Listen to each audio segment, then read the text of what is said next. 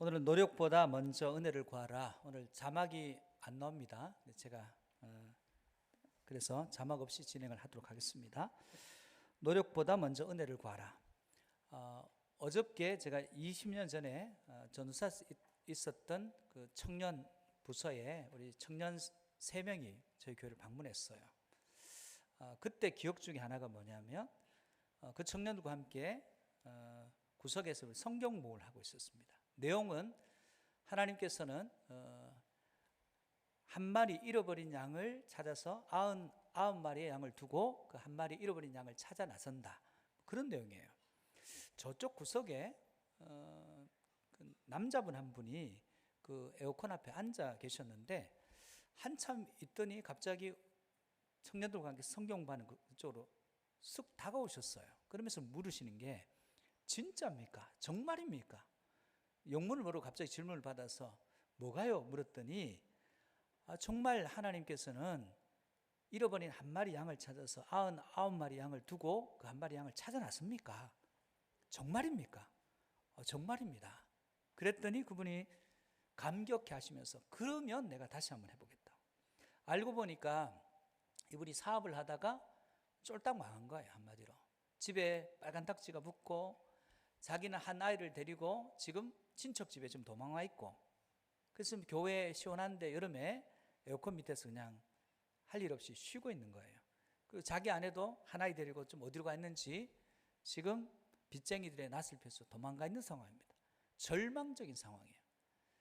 그런데 꼭 자기가 그 잃어버린 한 마리 양 같은 그런 느낌이 드는데 그 양을 찾아서 99마리의 멀쩡한 양을 두고 그 양 찾아 나서는 게 하나님이시면 내가 하나님 믿겠다고. 그리고 그분이 다시 일어났어요. 그분이 평생 그 업종에서 탑10 안에 한 번도 못 드셨는데 다시 일어나서 3년 동안의 하나님의 은혜로 자기가 멀쩡한 정신으로 수고하고 땀 흘려서 이루지 못했던 것들을 3년 안에 업계 탑10 안에 드는 놀라운 역사를 하나님께서 허락해 주셨어요. 은혜가 필요한 때가 있어요. 우리 1부 때 찬양했는데 날이 저물어 갈 때 빈들에서 걸을 때, 그때가 하나님의 때, 내 힘으로 안 될 때, 빈손으로 걸을 때 내가 고백해 여호와 이래. 주가 일하시네, 주가 일하시네, 주께 아끼지 않는 자에게, 주가 일하시네, 주가 일하시네, 신뢰하며 걷는 자에게. 이 찬양은 주님께서 일하신다, 그렇게 고백하고 있습니다. 체념이라는 단어가 있어요. 체념한 사람은 일 이제 좀 하지 하면 힘이 안 나요. 낙심하고 할 힘이 없는 그 사람에게 좀 일해, 일어나야지 한다고 일어날 수 있는 게 아닙니다. 하나님께서는 그의 등을 떠밀려서 이제 일해야지 이렇게 말씀하시지 않습니다. 너 쉬어, 내가 일할게, 그렇게 말씀하세요. 시편 46편 10절에 11절에 보니까 이르시기를 너희는 가만히 있어 내가 하나님됨을 알지어다. 내가 문나라 중에서 높임을 받으리라. 내가 세계 중에서 높임을 받으리라 하시도다. 만군의 여호와께서 우리와 함께 하시니 야곱의 하나님은 우리의 피난처시로다. 하나님이 지금 일하시겠대요. 너 힘들지? 그냥 있어, 내가 일할게. 때로는 일어나야지 할 때도 계시지만 넌 가만히 있어, 내가 지금부터 일할 거야. 자포자기에 있습니다. 체념에 있습니다. 낙심에 있습니다. 일어날 힘이 하나도 없어요. 근데 하나님이 일하시겠대요. 이건 말할 수 없는 위로가 임하는 것입니다. 너는 가만히 있어, 지금부터 내가 일할 거야. 출애굽기 14장에 보면 이스라엘 백성들이 출애굽했습니다. 애굽의 군대를, 그 막강한 군대에게서 어떻게 빠져나올 수 있겠습니까? 하나님의 은혜로 빠져나왔어요. 이제 더 이상 애국 군대를 볼 수 없는 지점까지 갔다. 이제는 다시는 애국 군대를 보지 않아도 된다 생각했는데 웬걸 마음이 강팍한 바로가 군대를 끌고 또 따라왔습니다. 정말 다시 보고 싶지 않은 군대인데 이제 맞닥뜨리는데 무기도 없어요. 아무것도 없습니다. 싸울 힘도 능력도 없습니다. 그런데 이제 맞닥뜨리게 된 상황입니다. 그때 너무너무 절망스러워요. 그럼에도 불구하고 그들이 마치 우리가 고난이 오는데 한 번 고난이 왔어요. 이건 이길 수 있는데 또 와요. 버텼어요. 또 옵니다. 근데 이게 고난이 끝날 것 같지가 않아요. 마치 우리 인생 가운데 고난이 겹겹이 쌓여서 오는 것과 같은 상황이에요. 그들은 하나님께 기도합니다. 기도했으면 입을 다물고 그냥 하나님의 일하심을 보면 되는데 모세를 향해서 원망하기 시작합니다. 이렇게 얘기해요. 내가 얘기했잖아요. 안 간다고. 우리 여기 있겠다고. 그때 괜히 우리를 부추겨서 여기에 억지로 오게 해서 우리 여기 다 죽이려고 우리를 인도한 거 아니에요? 모세를 향한 원망이 아니라 하나님을 향한 불평과 원망이었습니다. 그때 하나님이 모세를 통해서 말씀하십니다. 출애굽기 14장 13절에 14절입니다. 모세가 백성에게 이르되 너희는 두려워하지 말고 가만히 서서 여호와께서 오늘 너희를 위하여 행하시는 구원을 보라. 너희가 오늘 본 애굽 사람을 영원히 다시 보지 아니하리라. 여호와께서 너희를 위하여 싸우시리니 너희는 가만히 있을지니라. 어떤 분이 병원에 갔어요. 못 고쳐요. 저도 방법이 없어요. 이제 준비하셔야 되겠어요. 그럼 할 일이 없습니다. 낙심하고 체념할 수밖에 없습니다. 그런데 그때 하나님 앞에 가서 울고 있습니다. 하나님 어떻게 해요? 내가 도와줄게 하시면서 그를 고치시고 새롭게 한 일들이 있습니다. 이건 우리가 할 수 있는 일이 아닙니다. 하나님이 하시는 일이에요. 너 가만히 있어. 내가 일할게. 제가 백방으로 약을 수소문해서 구해볼게요. 아니 가만히 있어. 너 가만히 있어. 내가 일할게. 그렇게 말씀하시는 것입니다. 여기서 중요한 것은 우리가 믿음으로 하나님을 바라보면 됩니다. 믿으면 이루시는 분은 하나님이십니다. 우리가 믿음이 있으면 하나님이 일하시고 하나님이 성취하십니다.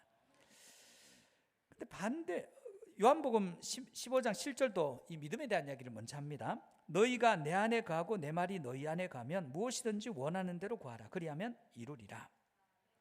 말씀을 믿고 기다리면 하나님이 일하십니다. 하나님의 이루시는 역사를 경험하는 저와 여러분 되시기를 축복합니다. 반대도 있어요. 믿음도 이루어지만 불신도 이루어집니다. 민수기 14장에 보면 하나님께서 주시고자 하시는 그 땅을 정탐했어요. 괜찮아요. 근데 거기에 거대한 거인 안악저순이 있고 산성입니다. 요새예요. 이길 것 같지가 않아요. 지금까지 하나님의 은혜로 여기까지 왔는데 갑자기 하나님의 은혜가 사라지고 믿음이 하나도 없는 사람처럼 말합니다. 불평하기 시작해요. 불평도 그대로 이루어지는 거예요. 민수기 14장 26절에 28절입니다. 여호와께서 모세와 아론에게 말씀하여 이르시되 나를 원망하는 이 악한 회중에게 내가 어느 때까지 참으랴. 이스라엘 자손이 나를 향하여 원망하는 바 그 원망하는 말을 내가 들었노라. 그들에게 이르기를 여호와의 말씀에 내 삶을 두고 맹세하노라. 너희 말이 내 귀에 들린 대로 내가 너희에게 행하리라. 하나님은 우리의 믿음을 이루세요. 근데 우리의 불신도 이루어진다는 사실입니다. 내가 이루어줄게. 그렇게 말씀하십니다. 주어가 바뀌어버립니다. 주어가 나에게서 주님으로 바뀌면 모든 것이 변화됩니다. 이게 긍정적인 변화냐 부정적인 변화냐 이 차이뿐입니다. 여러분 내 능력으로 무슨 일을 하려고 그러면 나는 능력이 없어요. 여러분에게 무슨 능력이 있습니까? 하나님께서 우리에게 사명으로 주신 일들은 우리 능력으로 감당할 수 있는 일이 하나도 없어요. 하나님의 사명의 일은 우리의 능력보다 커요. 그래서 우리가 이루려고 하면 우리 능력으로 이룰 수가 없습니다. 하나님께서 우리에게 주시는 사명은 전부 하나님의 능력을 구해서 주실 때 그 능력으로 이루는 것입니다. 무기력한 나 대신에 하나님이 일하심을 보는 거예요. 우리의 기도 제목이 하나님 일하시옵소서. 나는 하나님께서 일하심을 보겠습니다. 다만 하나님께서 이루고 성취하신 것을 믿고 신뢰하겠습니다. 그때 하나님께서 그것을 통해서 놀라운 일들을 이루어 가시는 것입니다. 여러분 우리가 살아갈 때 우리 능력보다 큰 일이 있어요. 이걸 시도하지 않습니다. 못해요. 나는 능력이 없어요. 안 하면 그 일보다 밑에 있습니다. 그런데 하나님 앞에 기도해서 내 능력보다 큰 일을 지금 이루었어요. 이 일을 이루었습니다. 그 다음에는 하나님께서 그 위의 일을 바라보게 했습니다. 옛날에는 그 꿈꾸지 못했던 일이에요. 또 하나님께 구해서 하나님 주신 능력 그 일을 이루었습니다. 옛날엔 상상하지도 못했던 일들을 또 기도를 이룹니다. 내가 내 능력을 했다면 저 바닥에서 그냥 머물러 있었을 텐데 그 위에 일들을 계속 일어납니다. 이제 그 일을 성취하고 난 뒤에는 이 일은 더 이상 내게 문제도 안 됩니다. 그건 일상이 되어버립니다. 그리고 이제 이 정도 일은 하나님의 은혜뿐만 아니라 경험이 있기 때문에 늘 기도하면서 하나님께서 함께 하시고 그 정도 일은 그냥 일상적인 일로 이루어가는 것입니다. 이게 믿음의 성숙이 이루어지는 단계입니다. 예레미야 33장 2절 3절을 보니까 일을 행하는 여호와입니다. 하나님은 일을 행하시는 분이며 그것을 만들어 성취하시는 여호와, 그의 이름을 여호와라 하는 이가 이와 같이 이르시도다. 너는 내게 부르짖으라. 내가 내게 응답하겠고 내가 알지 못하는 크고 은밀한 일을 내게 보이리라. 하나님은 일을 행하시는 분이십니다. 그리고 그 일을 성취하시는 하나님이십니다. 우리는 우리 마음속에 이런 마음이 들어요. 아니 못해요. 못해가 우리에게 입에 붙어 있습니다. 못해요. 내 능력으로 보면 할 수 있는 일이 별로 없어요. 그래서 늘 못해 합니다. 여러분, 우리의 자녀들이 우리에게 얘기합니다. 엄마, 아빠, 나 못해요. 나 할 수 없어요. 그래, 너 능력으로 안 되지. 그래, 하지 마. 이렇게 합니까? 해봐야지. 그 위에 일을 해야지. 부딪혀 봐야지. 도전해 봐야지. 우리 자녀들이 그렇게 얘기합니다. 근데 우리는 우리 일상 가운데 할 수 없습니다. 그건 능력 밖이에요. 하나님은 일을 행하시고 성취하시는 하나님이십니다. 우리는 그분의 자녀들입니다. 우리는 우리 능력을 하는 것이 아닙니다. 내게 능력 주시는 자 안에서 우리는 모든 일을 감당할 수 있고 그분의 능력과 함께 동행할 때 승리하는 삶을 살아가게 되는 것입니다. 그럼 여러분 안에 하나님 능력을 의지해서 여러분의 능력 아닌 하나님 주신 능력으로 일을 행하고 성취하는 거룩한 주의 백성들 되시기를 축복합니다. 하나님께 부르짖을 때 하나님께서 응답해 주셔요. 고난 가운데 하나님은 우리에게 고난을 통해서 부드러운 마음을 주세요. 여러분 에스겔 36장 26절 28절을 보니까 또 새 영을 너희 속에 두고 새 마음을 너희에게 주되 너희 육신에서 굳은 마음을 제거하고 부드러운 마음을 줄 것이며 또 내 영을 너희 속에 두어 너희로 내 율례를 행하게 하리니 너희가 내 규례를 지켜 행할지라. 하나님은 고난을 통해서 우리를 정결하게 하세요. 성도는 고난을 통해서 깨끗해지는 것입니다. 고난은 눈물을 흘리고 하나님 앞에 엎드릴 수밖에 없고 옛날에 의지했던 것들 그 줄들이 다 끊어지는 거예요. 나만 남아요. 나를 의지하면 됩니까? 나를 의지할 게 없는데 그때 그 모든 줄들이 끊어지고 하나님만 의지하는 그 단계, 고난의 의미가 그런 겁니다. 그래서 그 첫 번째 단계에서는 고난을 통해서 성결하게 되는 거예요. 그 두 번째 단계는 뭐냐면 말씀을 듣고 그 말씀을 깨닫고 말씀대로 살기를 도전하는 거예요. 이게 강화예요. 그러면 내가 정결해지고 말씀을 붙드는 자가 되면 하나님께서 사명을 주셔요. 그래서 그 감당할 수 있는 능력의 사람들로 성화되는 거예요. 성결해지고 말씀으로 강화되고 그리고 사명을 감당할 수 있는 그릇으로 빚어지는 것입니다. 이것이 되기 위해서는 우리에게 부드러운 마음을 줘야 됩니다. 여러분 우리는 딱딱한 마음을 살 같은 마음으로 원래는 그렇게 됐어요. 부드러운 마음이 살 같은 마음이에요. 살이 뭐냐면 사라크스, 우리의 피부. 이번 주에 공사를 일주일 내내 했는데 목수 혼자 사다 보니까 제가 이제 좀 덥다 보니까 저도 미숙하니까 나무를 이렇게 도와주다 보니까 뭐가 작은 가시가 손바닥에 박혔어요. 아무리 봐도 안 보여요. 너무 작아서 계속 신경 쓰이는 거예요. 어디 있긴 있는데 보이진 않고 만지면 만져지는데 왜 그렇습니까? 살은요 부드러워요. 나무도 뾰족하지 않아도 침투해요. 약간만 결이 있으면 침투하는 거예요. 이게 살이에요. 여러분 우리에게 부드러운 마음이란 어떤 마음이냐? 살 같은 마음이에요. 쉽게 뚫고 들어오는 마음이에요. 여러분 우리의 마음이 굳어지면 심각해지는 거예요.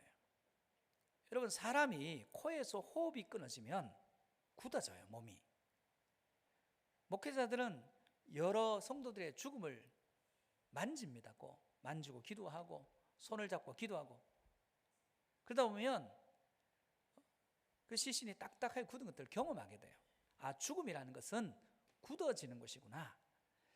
근데 코에 호흡이 있는데 마음이 굳은 인생이었어요. 하나님의 말씀이 그 삶 가운데 침투에 들어갈 수가 없습니다.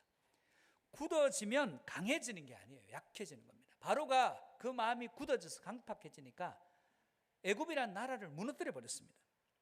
생명력은 부드러움에서 옵니다.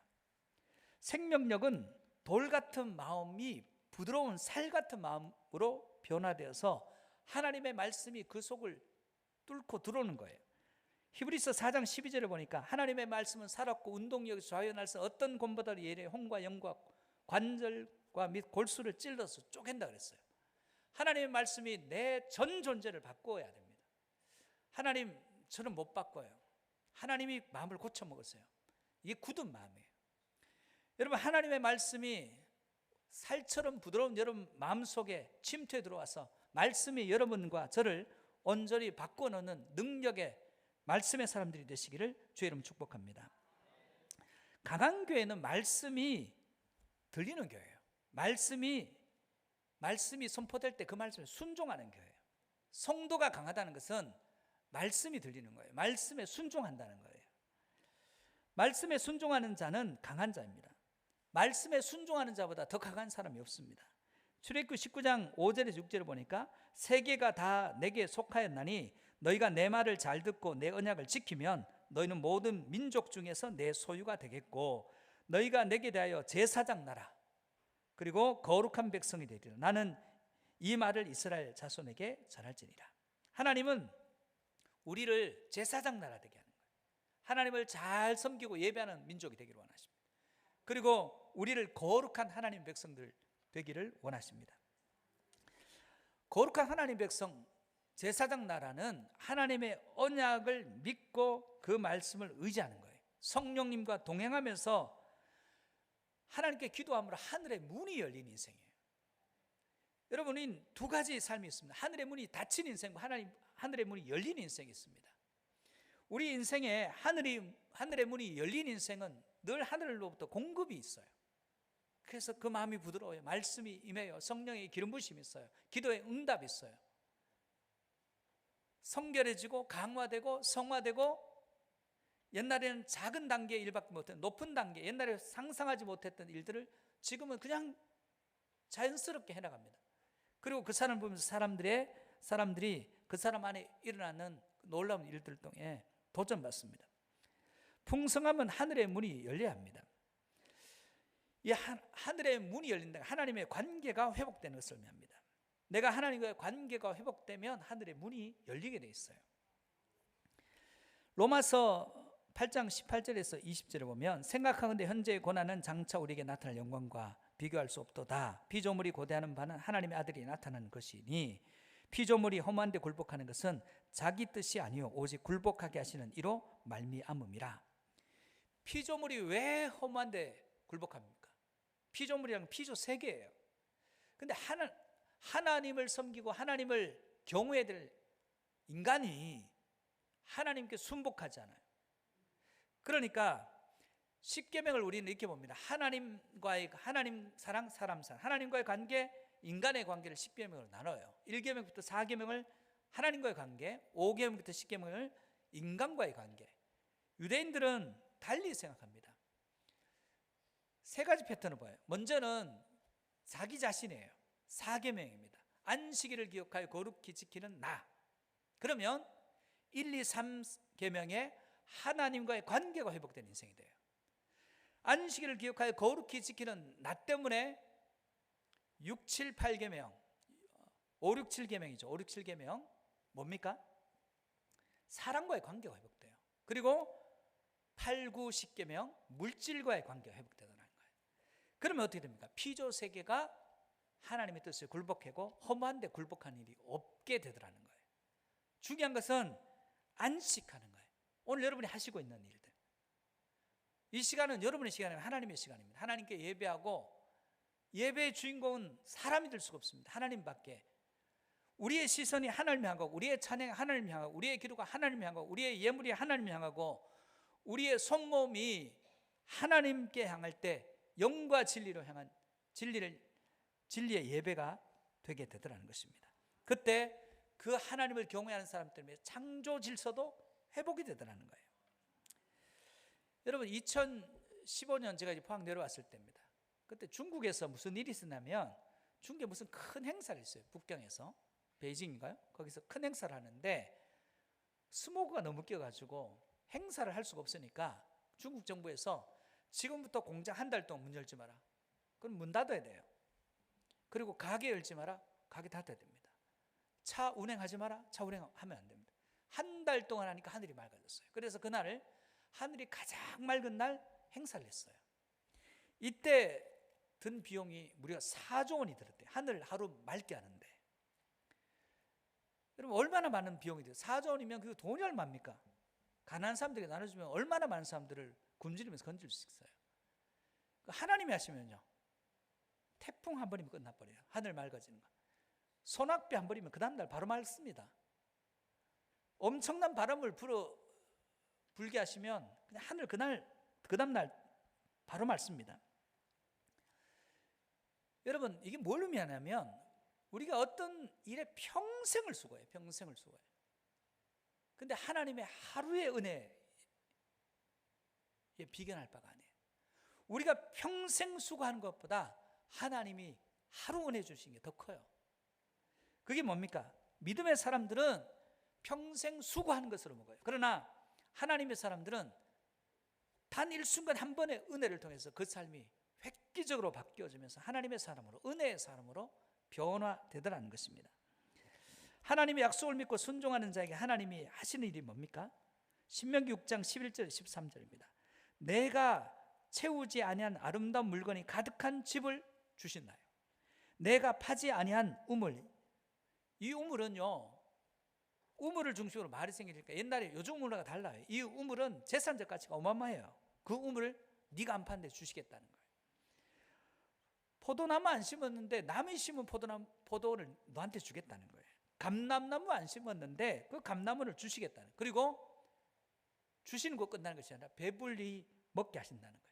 네가 할 일은 한 가지인데 너는 조심하여 너를 애굽 땅 종되었던 집에서 인도하여 내신 여호와를 잊지 말고. 이 정도 했으면 하나님을 기억해야 될 거 아니에요. 내 하나님 여호와를 경외하며 그를 섬기며 그의 이름으로 맹세할 것이니라. 근데 딴 이름으로 맹세해요. 내가 한마디로 말해서 집을 주시는데 가구나 필요한 것들 다 채워가 분양해 주시겠다는 거예요.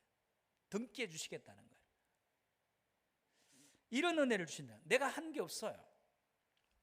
순종하는 자에게, 하나님을 의지하는 자에게 이런 은혜를 주신다고 말합니다. 여러분의 수고로 사는 인생이 있습니다. 물론 우리는 최선을 다해서 일해야 됩니다. 땀 흘려야 됩니다. 청직이지만 땀 흘려 일하는 노동의 중요한 가치를 망각하면 안 됩니다. 그러나 그것 말고 수고 위에 하나님의 은혜가 부어진 인생이 되시기를 주의 이름으로 축복합니다. 시편 127편은 솔로몬의 시편입니다. 72편하고 2편 시편이 기록되어 있어요. 오늘 본문입니다. 그 본문에서 얘기하는 게 뭡니까? 은혜를 얘기하고 있어요. 127편 1, 2절입니다. 여호와께서 집을 세우지 아니하시면 세우는 자의 수고가 헛되며 여호와께서 성을 지키시지 아니하시면 파수꾼에 깨어 있음이 헛되도다. 너희가 일찍 일어나고 늦게 누우며 수고의 떡을 먹음이 헛되도다. 그러므로 여호와께서 그 사랑하시는 자에게 잠을 주시는도다. 솔로몬의 결론은 뭐냐면 노력과 수고, 일찍 깨어 있음이 헛되더라는 거예요. 그 의미 없다는 거예요.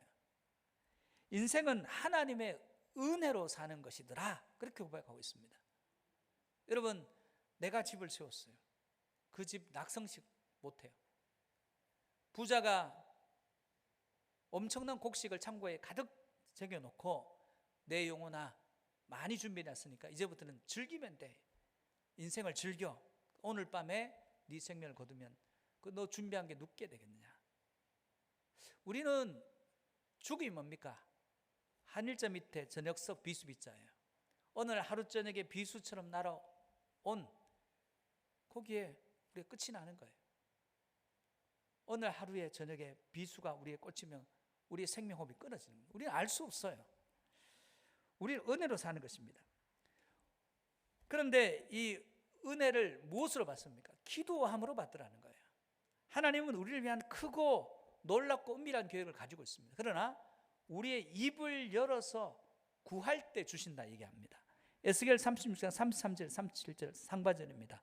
주 여호와께서 이같이 말씀하셨느니라. 내가 너희를 모든 죄악에서 정결하게 하는 날에 성읍들에 사람이 거주하게 하며 황폐한 것이 건축되게 할 것인즉 전에는 지나가는 자의 눈이 황폐하게 보이던 그 황폐한 땅이 장차 경작이 될지라. 사람이 이르기를 이 땅이 황폐하더니 이제는 에덴 동산같이 되었고 황량하고 적막하고 무너진 성읍을 성벽과 주민이 있다 하리니 너희 사방에 남은 이방 사람이 나 여호와가 무너진 곳을 건축하며 황폐한 자리에 심은 줄을 알리라. 나 여호와가 말했느니라 이루리라. 약속이에요. 근데 37절에 단서조항이 있습니다. 주 여호와께서 이같이 말씀하셨느니라. 그래도 내가 이런 약속을 너에게 주려고 하고 은혜를 주려고 해도 그래도 이스라엘 족속이 이같이 자기들에게 이루어 주기를 내게 구하여야 할지니라. 우리 찬송 중에 있습니다. 사람들이 어찌하여 아뢰 줄을 모를까? 구하면 주신다는데, 약속이 있는데, 하나님의 뜻이 있는데 구하지 않습니다. 성도는 왜 구하고 받아야 됩니까? 구하고 받았을 때 하나님 그분이 누구시냐 합니다. 우리가 병들었습니다. 하나님 너무 힘들어요. 고쳐주세요. 고침받았습니다. 하나님 나를 치료하시는 하나님이세요. 우리가 인생에 부족이 있을 때 구합니다. 하나님께서 공급해 주세요. 하나님은 광야에서 이스라엘 백성이 만나와 메추라기를 주시고 구름 기둥 불 기둥으로 인도하시고 발이 부딪지 않고 옷이 허지 않은 은혜를 주시는 공급하시는 하나님이에요. 공급을 받아봐야 하나님이 공급하시는 하나님이시면 알게 됩니다. 우리 자녀들과 가정과 영적으로 아직도 예수 그리스도를 믿지 않는 가족들을 위해서 간절히 어떤 분들은 20년 기도했대요. 그래서 어느 날 그렇게 기도하던 그 남편이, 그 자식이, 그 부모님이 예수 믿기로 왔을 때 그 기도했는데 구원의 하나님, 우리가 기도할 때 우리를 구원하신 그 하나님을 경험합니다. 기도하고 응답받아서 경험한 그 하나님 경험은 그 삶 가운데 깊이 뿌리를 내리고 하나님에 대한 강한 신뢰를 통해서 더 큰 은혜를 하나님께서 주시는 것입니다. 성도는 은혜로 살고 약속으로 살고 기도로 살아야 됩니다. 기도할 때 지속적인 은혜가 부어져요. 그래서 열린 하늘을 경험하는 사람들이 되어야 됩니다. 그러나 어떤 사람들은 닫힌 하늘을 보는 사람들이 있습니다. 기도해도 소용이 없고 예배도 소용이 없고 믿어도 별 볼 일 없고 그런 인생들이 있습니다. 그러나 하나님은 분명히 말씀을 통해 약속하셨습니다. 여러분 마음이 부드러운 마음이 되고 성결하게 되고 강화되고 성화될 때 하나님께서는 여러분의 인생 가운데 열린 하늘을 두고 위에서부터 하늘에 창을 내신들 어떻게 이게 가능하겠으며 했던 그들에게 여호와의 손이 짧아졌느냐 말씀하시면서 공급하시는 은혜를 허락하시는 것입니다. 여러분 수고 노력해야 됩니다. 그러나 먼저 은혜를 구하는 거룩한 주의 백성을 되시기를 주의 이름으로 축복합니다.